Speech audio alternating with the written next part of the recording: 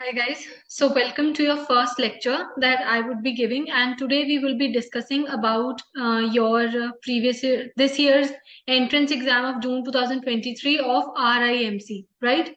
So every year two times this exam is conducted. एक बार जून में होता है और दूसरी बार दिसंबर में कंडक्ट करवाते हैं. तो जून वाला जो पेपर है उसको अभी हम डिस्कस करेंगे. विल फाइंड आउट कि क्या किस टाइप के क्वेश्चंस आए थे इसमें इंग्लिश के, and then will figure out कि इनको कैसे सॉल्व करना था, राइट.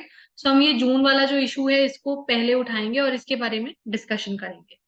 ठीक है. तो आपका जो पहला यहाँ पे हम इसकी इंस्ट्रक्शंस देखते हैं क्या थी. सो सबसे पहली इंस्ट्रक्शंस थी कि you have to read all the questions and you can use blue और black ball point pen to answer the questions.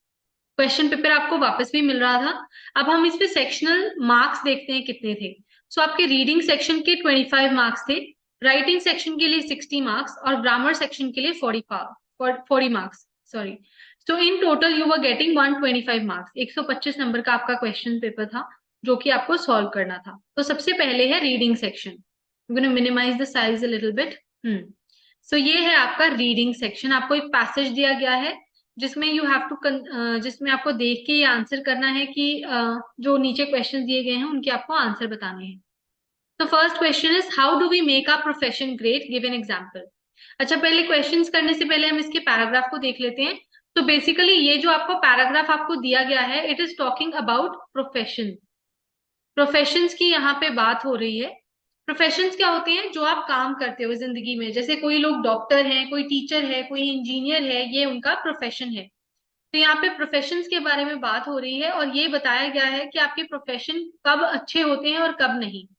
अब देखो, जब हम हॉस्पिटल में जाते हैं उस मोमेंट पे हमें लगता है कि डॉक्टर का प्रोफेशन ही सबसे अच्छा है. फिर कभी हमारे अगर कोई टेक्निकल प्रॉब्लम आ जाए तो वी कंसिडर कि इंजीनियर सबसे अच्छे हैं, राइट. और ऐसे ही अगर डॉक्टर कोई गलती कर दे ऑपरेशन करने में मान लो, तो फिर हमें वो प्रोफेशन जो है खराब लगने लग जाता है. So it is about the nature of time. यहाँ आपको लिख के भी दिया गया है, nature of time and space that attaches more importance to a particular profession. यही आपका पहला क्वेश्चन था. How do we make our profession great, give an example. So इसी पैराग्राफ में, पहले ही पैराग्राफ में आपको आंसर मिल रहा है कि आप every profession is equally important. Her profession की अपनी इंपॉर्टेंस है. However, it is the nature of time and space that attaches more importance to a particular profession. कैसी सिचुएशन है उस हिसाब से कोई भी प्रोफेशन जो है इंपॉर्टेंट बन सकता है. जैसे कि when we think of giving our children the best possible education, teachers are very important. ये आप एग्जाम्पल यहाँ दे सकते थे, आपसे एग्जाम्पल भी मांगी गई. अगर आपने इस तरीके का आंसर दिया है तो आपको इसके जो मार्क्स हैं वो मिल जाएंगे, राइट. अब नेक्स्ट क्वेश्चन देखो क्या है. नेक्स्ट क्वेश्चन है, can can any profession be considered the best, why. फिर से सेम आंसर, हम किसी एक प्रोफेशन को बेस्ट नहीं बोल सकते, है ना. जैसे यहाँ लिखा गया है, it is not the profession that makes us great, it is we that make our profession great, right. तो किसी एक प्रोफेशन को हम बेस्ट नहीं बोल सकते क्योंकि हर प्रोफेशन की लाइफ में जरूरत है. इस तरीके से आप इसका आंसर दे सकते थे. अगर आपने ऐसा आंसर दिया है तो यू हैव पहले क्वेश्चन में की 3 मार्क्स और दूसरे क्वेश्चन के 3 marks. Then third question, what advice is being given to the young students by the passage. यहाँ आप पढ़ सकते हो young boys and girls लिखा हुआ है लास्ट पैराग्राफ में, यही एडवाइस है. Young boys and girls who have started to go to school must know that they should have big dreams and they must pull out all the stops to achieve their dreams. ये आपको advice दी गई है. However, if they do not become responsible and productive citizens of their country after they have achieved their dreams, they cannot be considered assets to the society. तो मान लीजिए आपने अपनी dream पूरी भी कर ली, लेकिन आप एक अच्छे सिटीजन, एक अच्छे आदमी नहीं बन पाए, एक अच्छे ह्यूमन बीइंग नहीं बन पाए, तो फिर आपकी प्रोफेशनल अचीवमेंट का कोई भी मतलब नहीं रह जाता. ये एडवाइस आपको दी गई थी. If you written this you will get 2 more marks. Now next question, how do we make our profession look bad, right. अब ये सेकेंड पैराग्राफ में आप इसका आंसर देख सकते हो. So it is not the profession that makes us great, it is we that make our profession great. So if a patient dies in a hospital due to the carelessness of a doctor, the society won't feel great about his or her profession. या फिर if a scientist starts about developing a deadly virus to destroy mankind, people of his profession might be seen by the world as viruses. तो आपने ये लिखना था कि काम हमें हम जो इंसान काम कर रहे हैं वो उस काम को अच्छा या बुरा बनाते हैं. तो अगर हम उसी काम को गलत तरीके से करने लग जाएं तो it will become a bad profession, right.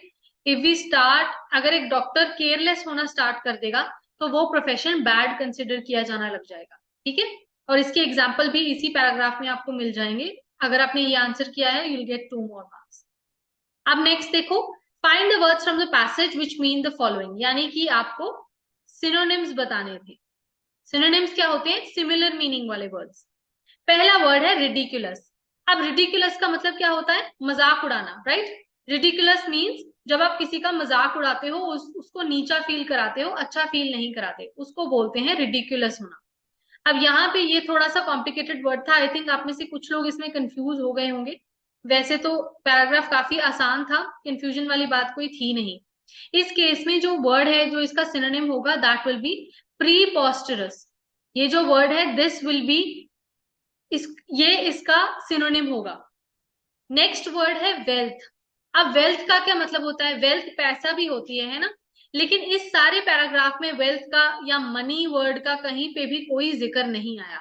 इसका मतलब मनी तो यहाँ पे आंसर होगा नहीं। अगर हम पैराग्राफ को ध्यान से पढ़ें तो लास्ट लाइन में ये वर्ड लिखा हुआ है एसेट्स, तो वेल्थ के लिए आंसर आएगा एसेट्स। और लास्ट वर्ड है डिप्राइव्ड। अब डिप्राइव्ड के लिए क्या आंसर आएगा? ये थर्ड पैराग्राफ में आप पढ़ सकते हो, वर्ड है under privileged. This will be the answer for deprived. Under privileged क्या होते हैं? वो लोग जिनके पास आम लोगों से कम चीजें हों, उनको हम बोल देते हैं अंडर प्रिविलेज्ड, ठीक है। इस तरीके से आप इसको आंसर कर सकते थे। ओके, अब नेक्स्ट क्वेश्चन है to find the phrase from the passage which means the following. पहला है to be a lot better than others और दूसरा है make a lot of effort. तो to be a lot better than others, इसके लिए answer आएगा on the pedestal. कोई इंसान अगर बहुत बढ़िया काम कर रहा हो, बहुत अच्छा हो, तो उसके लिए हम यूज करते हैं कि उनको पेडेस्टल पे बिठा दिया गया है, यानी उनको एक तरीके से हम इज्जत दे रहे हैं। सेकेंड है make a lot of effort. इसके लिए लास्ट पैराग्राफ में लिखा गया है pull out all the stops. This will be the answer for making a lot of efforts, ठीक है। सो अगर आपने ये सारे आंसर्स अटेम्प्ट किए हैं तो आपको ये सारे मार्क्स मिल जाएंगे। अब हम आगे बढ़ते हैं। आगे हमें एक पोएम दी गई है जिसके कि हमें क्वेश्चंस आंसर करने हैं। ये पोएम बात करती है कि पोएट जो है वो किसी रास्ते पे जा रहा है और उसने कुछ डिस्टेंस ट्रैवल कर लिया, और जो उसकी राइड थी, जो उसका रास्ता था, वो बहुत बम्पी था। यहाँ बम्पी से मतलब है कि उसमें बहुत ज्यादा कठिनाइयां थी, बहुत सारे ऑब्स्टैकल्स थे, राइट। तो वो क्वेश्चन पूछता है खुद से कि मैं आगे बढ़ूं या ना बढ़ूं, क्योंकि इसमें तो बहुत ऑब्स्टैकल्स हैं। खुद को ब्लेम करूं या सड़क को ब्लेम करूं? तो फिर वो खुद को बोलता है नहीं, ये तो मुझे ही पसंद था। रियलिटी चाहे कितनी भी खराब क्यों ना हो, लेकिन ये जो चॉइस है वो मैंने खुद की है। तो इसमें क्या मुझे अपनी फैमिली को ब्लेम करना चाहिए? नो, क्योंकि ये तो मेरा फैसला था, है ना। मुझे लगा था इस सड़क पे मैं सबसे तेज जा सकता हूँ, तो दूसरे लोगों ने बोला दूसरी जो सड़कें हैं वो ज्यादा स्मूथ हैं, ज्यादा ग्रीन हैं। लेकिन उन सड़कों पे उनकी अपनी कठिनाइयां हैं, उनके पडल्स, यानी सड़क पे आप चलते हो तो खड्डे आ जाते हैं ना, उनको पडल्स बोलते हैं। तो जिन सड़कों को लोग बोल रहे हैं कि बहुत बढ़िया है, उनमें अपने तरीके के खड्डे हैं, ठीक है। सो ये सारा कुछ डिजाइन से आता है। हर सड़क पे एक जिंदगी है, एक लाइफ है उसकी अपनी, and it is not a bed of roses. So life जो है it's not a bed of roses, we all know that. जिंदगी कभी भी एक समान नहीं चलती, कभी अच्छे दिन आते हैं, कभी बुरे दिन आते हैं। लेकिन इसका मतलब ये नहीं है कि अगर आपके ऊपर बुरे दिन आ गए हैं तो फिर अब अच्छे आएंगे ही नहीं। No, good days will also be there, right. So you believe that your road is the best. जो रास्ता आपने चुन लिया वही बेस्ट है, and always look forward to the best. अब मान लीजिए आपने फैसला किया है कि आपको डिफेंस में जाना है, तो बहुत सारी ऑब्स्टैकल्स जो हैं वो रास्ते में आएंगी, बहुत सारी मुसीबतें आपको झेलनी पड़ेंगी। There be a lot of problems, जैसे एग्जाम्स होंगे, देन आपकी एसएसबी आएगी, राइट। आपको बहुत सारे बोर्ड के जो प्रॉब्लम्स हैं, एग्जाम्स हैं, टेस्ट्स हैं, उनमें से गुजरना पड़ेगा। There will be a lot of test. तो ये सारे जो हैं, इनको देख के आपको लगेगा कि अरे बाप रे बड़ा मुश्किल रास्ता है। लेकिन हर रास्ता मुश्किल है, कोई भी प्रोफेशन इजी नहीं है। इसलिए अपने फैसले पे अटल रहो, जो आपने चुन लिया उसके ऊपर खरे उतरो, ठीक है। तो अब यहाँ पहला क्वेश्चन है give a suitable title to the poem. तो पोएम को पढ़ते हुए हमें पता लग रहा है कि ये जो पोएम है इसमें चॉइस की बात हो रही है। है ना, चूज कर रहा है पोएट कि मैं किस रास्ते पे जाऊं, क्या मेरी चॉइस अच्छी है या बुरी है। तो हम इस पोएम को टाइटल दे सकते हैं choice of rose, choice of rose. ठीक है।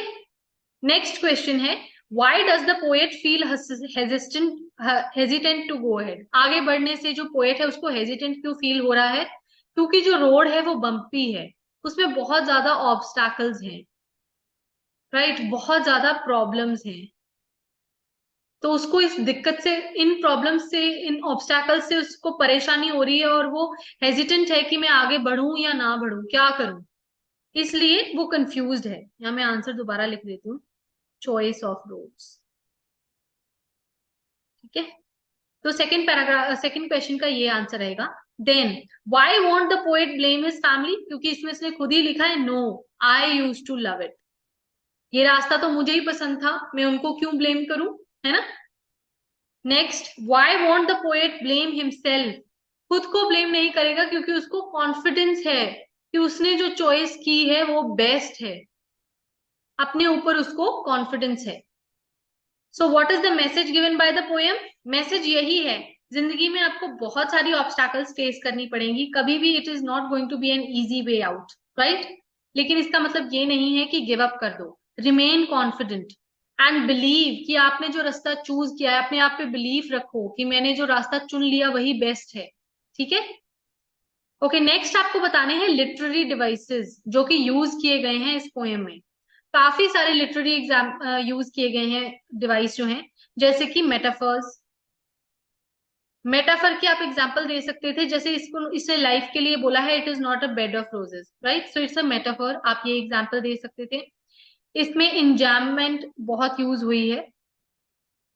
इंजैममेंट कौन सा लिटरेरी डिवाइस है? जहां पे बहुत सारे क्वेश्चन मार्क्स हो, तो आप इस पोएम में देख सकते हो जगह जगह पे क्वेश्चन मार्क्स हैं काफी सारे, राइट, इसलिए यहाँ आप इंजैममेंट भी लिख सकते हैं। देन हमें यहाँ पे दिए गए वर्ड्स के ऑपोजिट्स बताने हैं, यानी कि हमें इनके एंटोनिम्स बताने हैं, opposite words, meaning of the words. पहला है बम्पी, बम्पी का ऑपोजिट यहाँ वर्ड दिया गया है smoother, that will be the answer. And second है डिसबिलीफ, डिसबिलीफ का ऑपोजिट इस पोएम के हिसाब से आंसर आएगा डिजाइन। वैसे तो डिसबिलीफ का ऑपोजिट बिलीफ होता है, लेकिन यहाँ कहीं पे भी एज सच बिलीफ नहीं लिखा गया। अब कुछ लोग बोलेंगे मैम बिलीव आना चाहिए था, no, disbelieve over here is a noun, तो उसी हिसाब से हमें नाउन में ही इसका आंसर देना पड़ेगा विच इज डिजाइन। अगर आपका जो वर्ड जिस फॉर्म में है उसी फॉर्म में आपको उसका एंटोनिम या सिनोनिम देना चाहिए, तो यहाँ पे हम डिजाइन को चूज करें। ठीक है। चलिए, अब हम आ गए हैं राइटिंग सेक्शन पे। रीडिंग सेक्शन हमारा जो कॉम्प्रिहेंशन वाला सेक्शन था दैट इज कंप्लीटेड। चलो अब हम राइटिंग सेक्शन देखते हैं। तो राइटिंग सेक्शन में सबसे पहले जो आपको क्वेश्चन पूछा गया है वो है, you are Manisha, a resident of South Delhi, write a letter to the editor of the Times of India telling him or her how every resident of Delhi could contribute to creating a healthy environment in the city। तो okay, यहाँ पे आपको letter writing करनी है। Letter writing में यहाँ आपको आपका नाम बताया गया है, आपका एड्रेस दिया गया है और अखबार का नाम भी बता दिया गया है। तो ये सारी चीजों को आपको यूज करना है फॉर्मेट में, जैसे टू द एडिटर, और उसके नीचे आप लिखोगे the times of India, right, south Delhi, और नीचे आप अपना सारा लेटर का जो बॉडी है उसको लिखोगे, राइट। सो इस तरीके से आपको इसमें अटेम्प्ट करना है। अब इसमें पॉइंट्स क्या लिखें, जरूरी होता है कि आपने इसमें कंटेंट कैसा पेश किया है। फॉर्मेट के भी मार्क्स हैं लेकिन कंटेंट के भी मार्क्स हैं। तो दिल्ली की बात हो रही है, दिल्ली के एनवायरनमेंट के हिसाब से आपको आंसर करना चाहिए था, यहाँ पे कुछ चीजें लिखनी चाहिए थी। जैसे सबसे पहले आप लिख सकते थे about your carpooling, then you could write about afforestation, right। इस बार बजट में फॉसिल फ्यूल्स को लेके बात हुई है, उसके बारे में आप लिख सकते थे इसमें। सो ये सारे पॉइंट्स हैं और आप इनको डिस्क्राइब करना था। आपको वर्ड लिमिट दिया गया था 175 वर्ड्स का, उसी के अंडर आपको ये लिखना था टू गेट 10 मार्क्स। नेक्स्ट है article on the impact of chat GPT. अब चैट जीपीटी जो है ये आप सबको पता है, एजुकेशन के कॉन्टेक्स्ट में लिखना था। तो यहाँ पे you should write about artificial intelligence, then chat bot, ये चीजें इसमें इंपॉर्टेंट थी। अब एजुकेशन में चैट जीपीटी कैसे मदद करती है इसके बारे में आप लिख सकते थे कि जैसे आपको कोई टॉपिक समझ में नहीं आया तो आप चैट जीपीटी की मदद लेके उसको लिख सकते थे, उसके बारे में जान सकते थे। You could have gained knowledge with the help of chat GPT. लेकिन यहाँ इम्पैक्ट पूछा गया है तो आपको नेगेटिव एंड पॉजिटिव दोनों पॉइंट्स डिस्कस करने हैं, सिर्फ पॉजिटिव नहीं देना, नेगेटिव भी देना है। इससे क्या है, क्रिएटिविटी ब्लॉक होती है, बच्चे अपना क्रिएटिव माइंड यूज नहीं करते, राइट। देन आपकी जो आप अच्छी चीजें बेहतर तरीके से कर सकते थे वो आप नहीं करते, और आप अपने आइडियाज को गलत समझने लग जाते हो, या आपको लगता है कि ये उतना अच्छा आइडिया नहीं था, जबकि it could very much be a better idea. ये सारी चीजें, क्योंकि आप जब आर्टिफिशियल इंटेलिजेंस वाली चीजें पढ़ते हो तो आपको वैसी ही चीजें अच्छी लगने लग जाती हैं, आप अपना दिमाग चलाना जो है वो बंद कर देते हो। And obviously internet has its own impact, positive also and negative also, तो दोनों चीजों को आपको डिस्कस करना है, क्योंकि यहाँ पे आपसे इम्पैक्ट पूछा गया है, सिर्फ पॉजिटिव चीजें नहीं, इम्पैक्ट में नेगेटिव चीजें भी आती हैं, राइट। सो अगेन 175 वर्ड्स आपको वर्ड लिमिट दी गई थी। नेक्स्ट है, you have to write a paragraph on any two of the following topics in about 75 words. Again you have a word limit. तो ये 3 टॉपिक थे। पहला है child is the father of a man, idioms की form में आपको दिए गए हैं। So child is the father of a man से क्या मतलब है? अब देखो, जो बच्चे होते हैं दे आर प्योर सोल्स, है ना। उनका कोई भी किसी को लेके उनके दिमाग में कोई प्री डिस्पोज नोशन नहीं होता कि ऐसा ही काम होना चाहिए था, या ये आदमी तो ऐसा ही होगा, ऐसा कुछ नहीं है। They are pure hearted, they look at you with lot of love affection, and वो आपकी जजमेंट जो है वो आप उनसे कैसा बर्ताव कर रहे हो उस हिसाब से बनाते हैं। आप कौन से इंसान हो, कैसे इंसान हो, इससे नहीं। सो इस कॉन्टेक्स्ट में जो चाइल्ड है वो फादर ऑफ द मैन है, अदरवाइज एक्सपीरियंस में father is definitely elder to, right. Second है one swallow does not make a summer. इसका मतलब है कि कोई एक चीज अगर हो जाए तो उसको ही लेके हम कंक्लूजन नहीं ड्रॉ कर सकते कि ऐसा ही हो जाएगा। नो, हमें नहीं पता होता कि कैसे हालात बनेंगे, चीजें बदल भी सकती होती है। तो इसमें आप बोल सकते हो, जैसे मान लो आप किसी एक चीज में फेल हो गए तो हमें लगता है कि हम तो फेल ही होते जा रहे हैं। नॉट नेसेसरीली, जरूरी नहीं है कि आप हमेशा फेल ही होते रहोगे। तो एक इंसिडेंट को लेके उसी के बारे में सोचना ये गलत चीज है। Then a rotten apple spoils the barrel. अब यहाँ पे इसका क्या मतलब है? इसका मतलब है कि बुरी संगति, यानी एक गलत इंसान बहुत सारे अच्छे इंसानों को भी गलत कर सकता है। इसके बारे में आपको डिस्कस करना था। आपको 2 टॉपिक्स के बारे में लिखना था, यानी you had 5 marks for each paragraph and 75 words में लिखना था। अब नीचे देखो, you have to look at the picture given below and write a story in about 175 words. तो यहाँ पे if you look at the picture, it appears to be a picture of football match, है ना। तो आप story बना सकते थे कि आप कैप्टन हो, मान लो, ऑफ द फुटबॉल टीम। तो आपने कैसे अरेंज किया अपनी टीम को, क्या स्ट्रैटेजी आपने बनाई, राइट, क्या स्ट्रैटेजी आपने बनाई, और आपने कैसे प्लानिंग की सारी, आपने कोच से कैसे हेल्प लिया, अपनी टीम को आपने कैसे मोटिवेट किया। ये सारी चीजों को यूज करते हुए आप एक बहुत सुंदर और अच्छी स्टोरी बना सकते थे। It was for 10 marks, right. अब आगे, ये काफी आसान था। You had to write a descriptive paragraph about your favourite video game and why you like it. 20 number का क्वेश्चन है और बहुत स्कोरिंग है, क्योंकि ये एक ऐसी चीज है जो सबने की होती है। तो आप इसके बारे में लिख सकते थे, जैसे मान लो मेरी फेवरेट वीडियो गेम है अमंग अस, तो हम इसके बारे में मैं लिख सकती थी कि वो कैसी गेम है और उसमें क्या क्या इंस्ट्रक्शंस हैं। जैसे कि वो एक ग्रुप गेम है, पूरा ग्रुप साथ में खेल सकता है दोस्तों का, राइट। एंड आपकी एबिलिटी जो है उसको इम्प्रूव करता है। उसमें कैसे लेआउट्स होते हैं, जैसा आपको यहाँ इंस्ट्रक्शंस में बताया गया है। आपको 350 टू 400 वर्ड्स में डिस्क्राइब करना है अपनी वीडियो गेम को डिटेल में, और विविड और डिस्क्रिप्टिव लैंग्वेज यूज करनी है, ताकि जो पढ़ रहा है उसको ऐसा लगे कि बिल्कुल उसकी आंखों के सामने ही हो रहा है जो भी हो रहा है ना। तो आपकी असेसमेंट किस चीज पे होनी है ये भी लिखा गया है। You will be assessed by your ability to organise your thoughts, use appropriate vocabulary and grammar, and create a clear and engaging piece of writing। काफी आसान है, क्योंकि ये वो चीज है जो सबने की होती है, तो इसमें तो आप मार खा ही नहीं सकते थे ना। देयर वाज नथिंग जिसमें आपको इसमें गलती का कोई गुंजाइश ही नहीं। अब आगे आती है आपकी ग्रामर। तो पहले में आपको पार्ट्स ऑफ स्पीच आइडेंटिफाई करना है। For the first question, though यहाँ पे is a conjunction, though is a conjunction. Then second question में, I have never met a miserly person like him. अब यहाँ बहुत लोगों ने एडजेक्टिव आंसर दिया होगा, बट इस केस में this is an adjective. Why? Because it is being followed by a noun. Next यहाँ ईच जो है वो प्रोनाउन है. वाई? बिकॉज ईच के आगे कोई नाउन नहीं लगा हुआ, सो इट्स अ प्रोनाउन. लेकिन यहाँ ईच के बाद नाउन लगा हुआ है बॉय, सो इसलिए ये वाला ईच एडजेक्टिव. ठीक है. सो सोच समझ के आंसर देना है. क्वेश्चन की डिमांड देखनी है क्या है आपके. बहुत आसान क्लूज आपको क्वेश्चन में ही प्रोवाइडेड होते हैं, बस हम ये गलती कर देते हैं कि हम देखते नहीं. ओके, नेक्स्ट में करेक्ट टेंस यूज करना है. पहला है I have taken breakfast 2 seconds अगो. यहाँ अगो वर्ड यूज किया गया है, इसलिए यहाँ जो टेंस है सिंपल प्रेजेंट होना चाहिए था, सिंपल पास्ट होना चाहिए था. तो हैव टेकन नहीं, आई टुक ब्रेकफास्ट 2 seconds अगो. अगो की वजह से we will use simple past. ठीक है, इट्स अ रूल. बाकी डोंट वरी, मैं आपको सारे टेंसेस कराऊंगी भी, जिसमें मैं आपको अच्छे से समझाऊंगी सारा कुछ. Next, the prime minister will leave for London tomorrow. अब ये जो चीजें हैं ना, जहां शेड्यूल्ड हो कोई चीज, वहां पे आपको जो टेंस है सिंपल प्रेजेंट यूज करना चाहिए, तो विल नहीं आएगा. The prime minister leaves for London tomorrow. Next, he came to my house after I had my lunch. After यहाँ यूज किया गया है फ्रेजल में, तो आगे जो ये हैड है ये तो असिस्टेंट है, इसके साथ एक और हैड लगना चाहिए था. तो सेंटेंस बनता ही came to my house after I had my lunch. और लास्ट में she came to my house while I read a novel. अभी चल रहा है एक्शन, तो होना चाहिए था आई वॉज रीडिंग. कंटिन्यूअस में होना चाहिए था, एक्शन चल रहा था अभी. ओके, नेक्स्ट में आपको बताया गया है इंस्ट्रक्शन, आपको उसी हिसाब से ट्रांसफॉर्म करने हैं सेंटेंस. पहला है Lionel Messi is the best footballer in the world. इसको नेगेटिव बनाना है, तो you could have written no other footballer, no other footballer is as good as Lionel Messi in the world.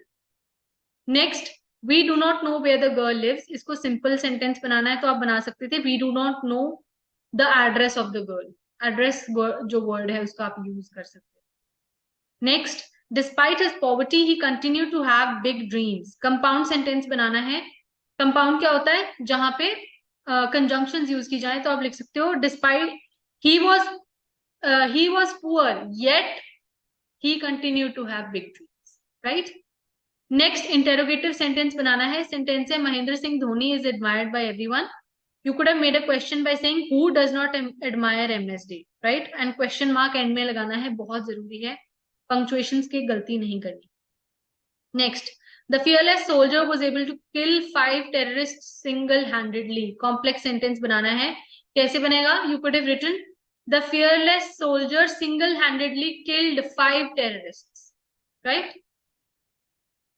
Next, as soon as we reached the stadium the coach shouted at us. Negative sentence तो बोल लिख सकते हो आप no sooner had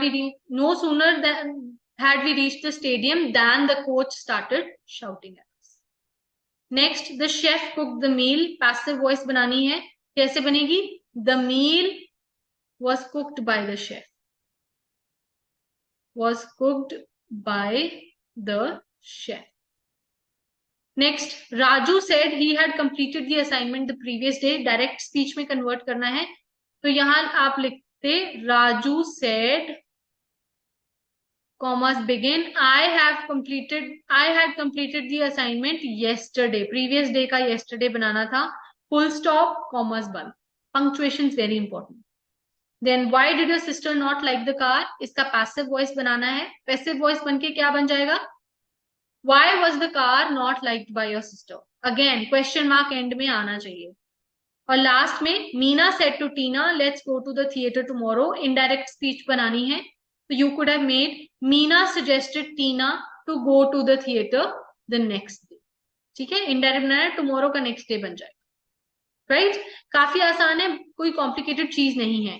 और बाकी जब मैं आपके सेशन लूंगी टेंसेस के और डायरेक्ट इनडायरेक्ट स्पीच के, तो उसमें मैं आपको सिखाऊंगी, कुछ टिप्स और ट्रिक्स दूंगी जिससे आप इसको आसानी से सॉल्व कर सकते हो. अब देखो, इडियम्स लिखने हैं आपको. टू बी एक्साइटेड और नर्वस का इडियम क्या बनेगा? To have butterflies in your stomach.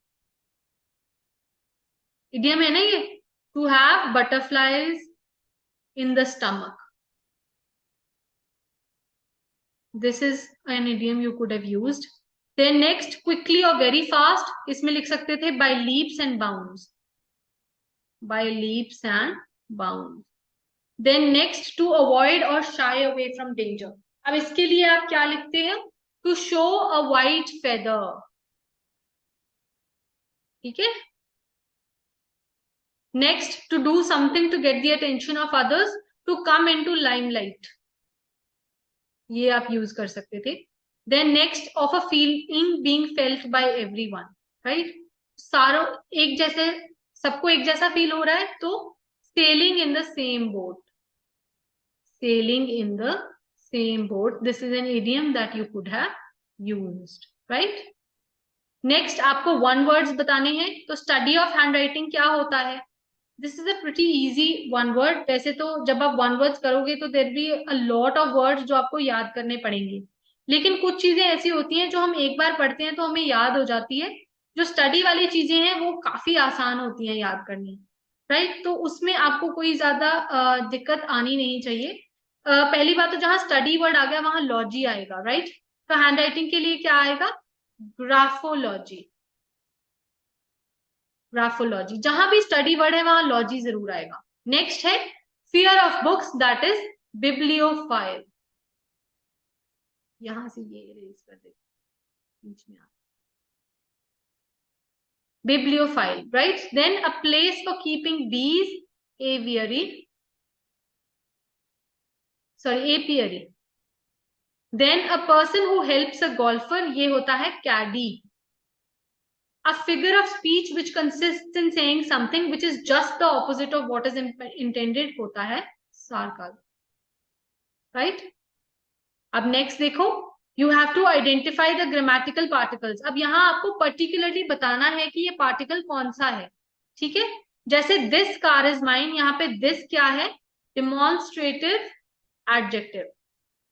Demonstrative adjective है, ये पूरा लिखना है। Then this is my, word underlined है, माई हो गया personal pronoun, personal pronoun. Next, left, left क्या है? It's a verb. Next question, the cake was eaten by them, them यहाँ पे क्या है? Demonstrative pronoun, demonstrative pronoun. Then next, what is your name, what is interrogative, right? अब last में you have to, ये जो वर्ड्स हैं इनके दो मीनिंग्स निकलते हैं और आपको दो डिफरेंट मीनिंग्स बताने हैं और उनके ऊपर सेंटेंस बनाना है। अब पहला है मैच। देखो, एक मैच होता है गेम और एक मैच होता है एक जैसा, सिमिलर, मैचिंग जिसको हम बोलते हैं, राइट? तो दोनों पे आप सेंटेंस बना सकते थे।